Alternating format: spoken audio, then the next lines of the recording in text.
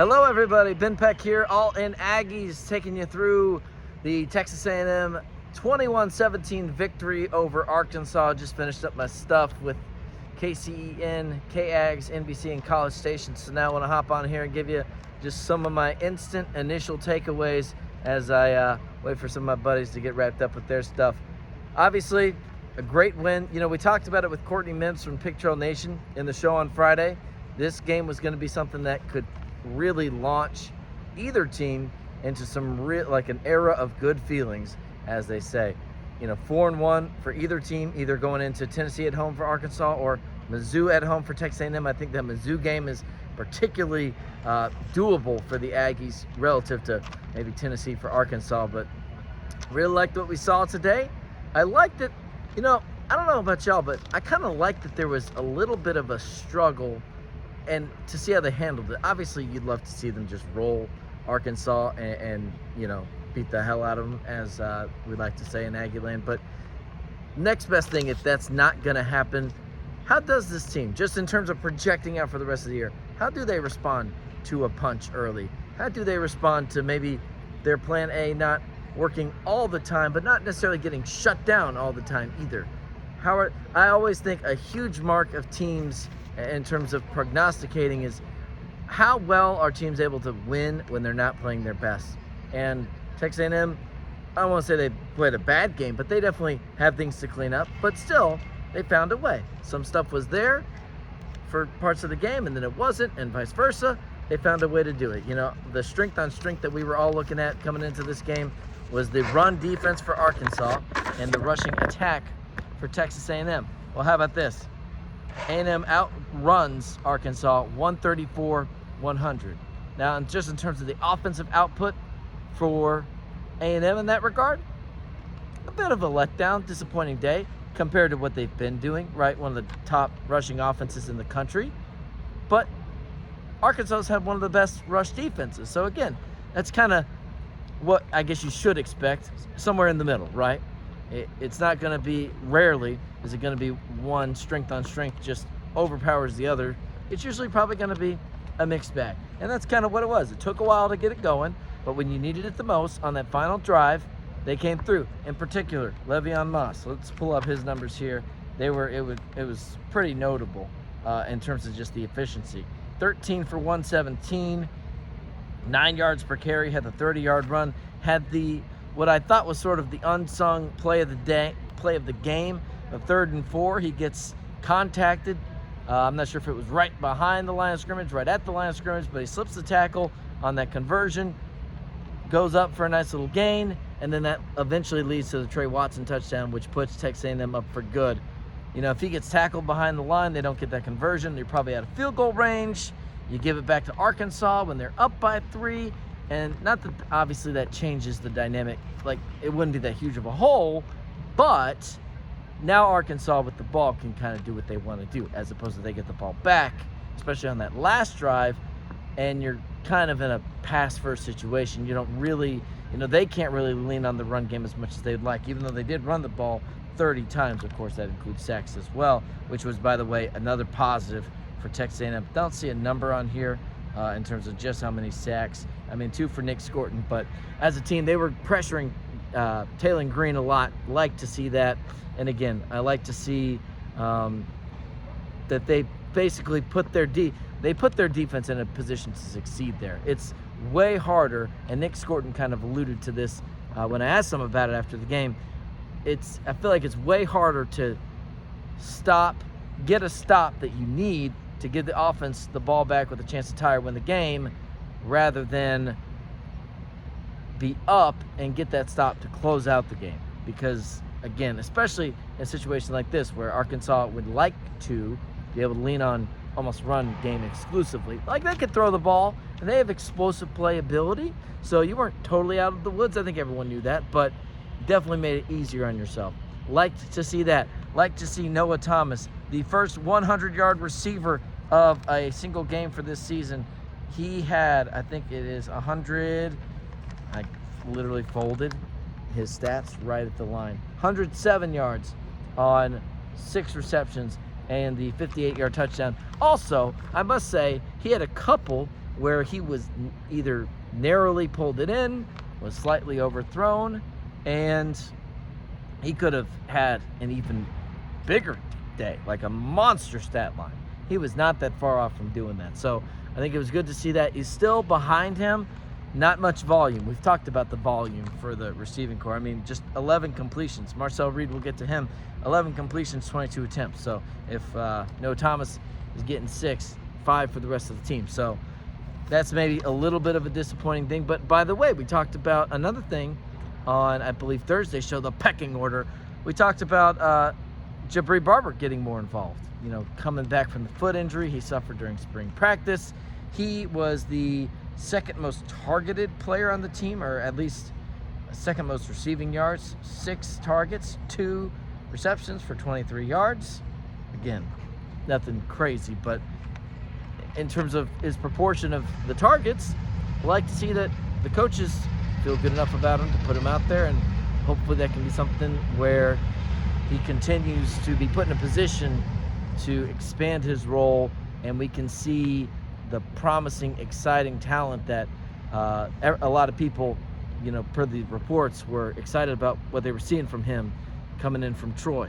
Another thing, let's talk about Marcel Reed. Marcel Reed, 11 for 22, rushing, you know, made a few plays, didn't get sacked all that much. 10 for 26 was hold on, sorry about this, doing this on the fly. 10 carries for a net of 13. So he did face a little bit of pressure. I don't want to act like the offensive line had their moments. Like I said, kind of indicative of the whole team. Parts where, especially on that last touchdown run, they were moving the ball, they were establishing themselves, they were in that rhythm. Parts kind of a lull in the middle of the game. And then Marcel Reed, you know, he avoided plays. He had one, I can't remember if it directly led to a touchdown, but he had one play that stood out to me. Fairly unremarkable just when you look at the play-by-play, but it is definitely a swing where if you compare him to Connor Wigman and their abilities and what they bring to the table, you say that's what Marcel Reed gives you, that, and not just Connor, but is rare. And a lot of teams, a lot of players may not be able to get you. He had a play where almost got taken down, avoided the pressure, stepped up in the pocket, got a 4-yard gain, 2nd and 6.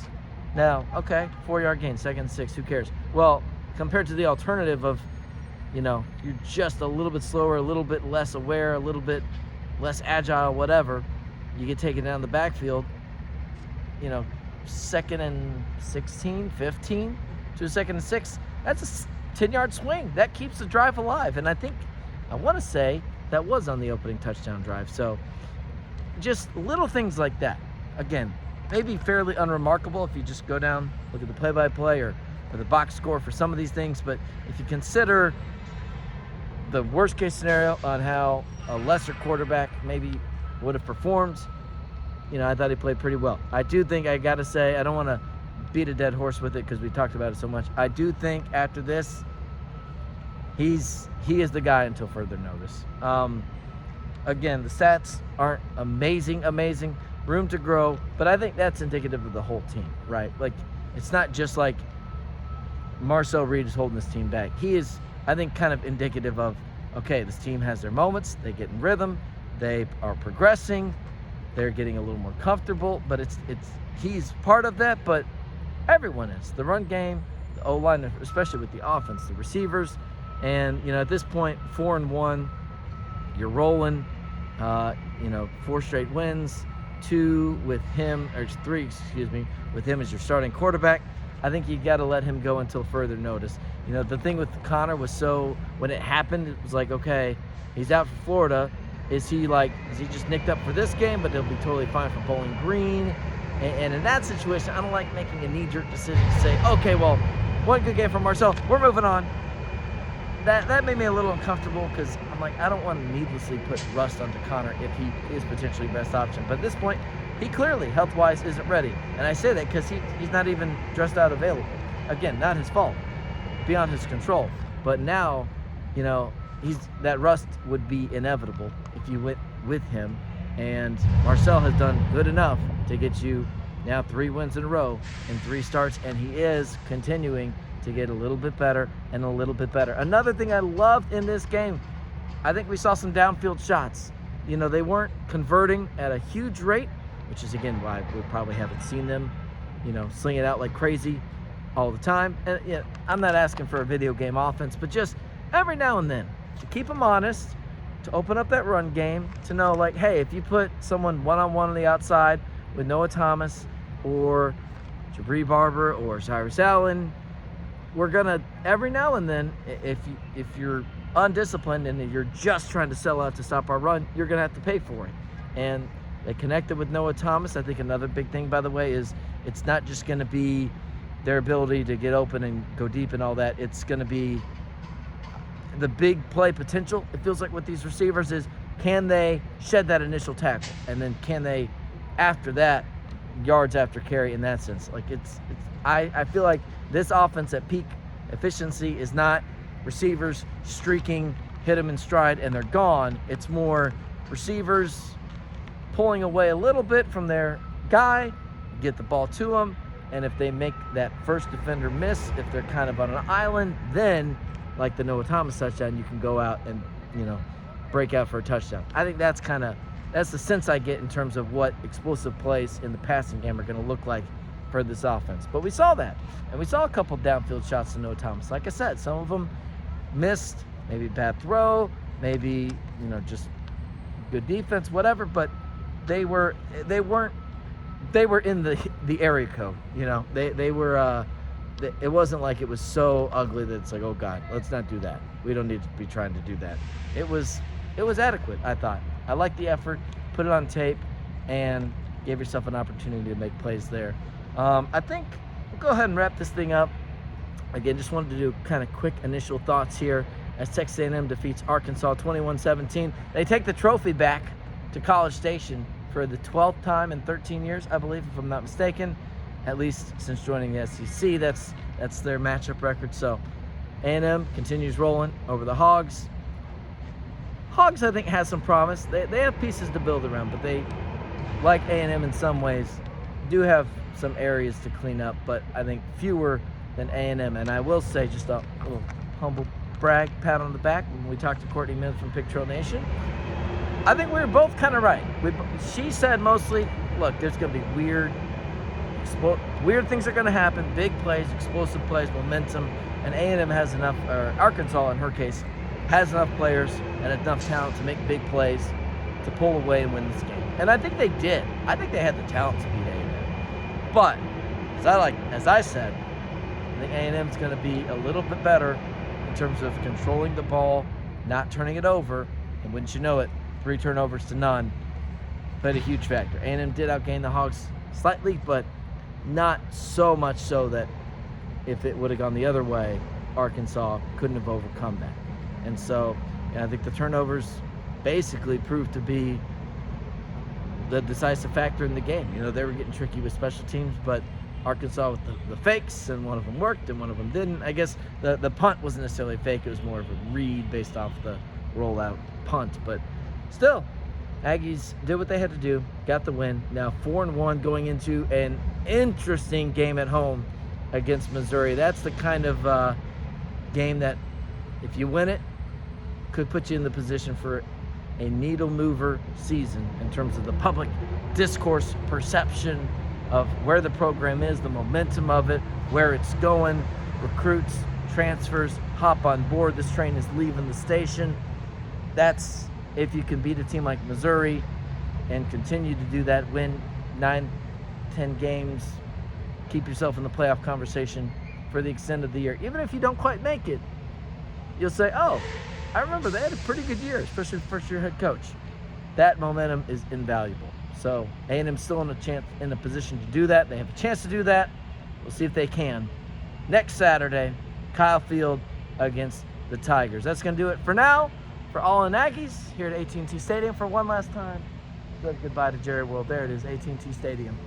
Ben Peck, subscribe, like, comment, share. Let your friends know about the show. And we got more content coming up for you on Sunday.